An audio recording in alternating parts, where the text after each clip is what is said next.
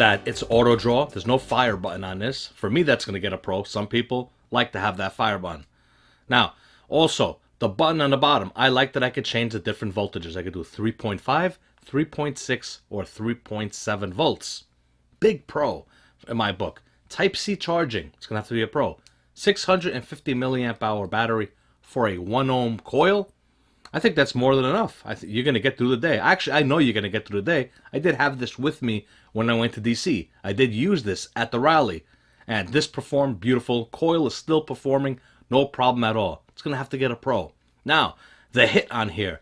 To describe how the airflow is, it's got caliber and characteristics of the way it hits. It's got power. It's got power. The airflow feels just like the Caliburn's airflow. Let me have a vape. All in all, it's a nice device. Some people might like it, some people might not like it. It is a fingerprint magnet, but the shape, the feel, the way it vapes, performs beautiful.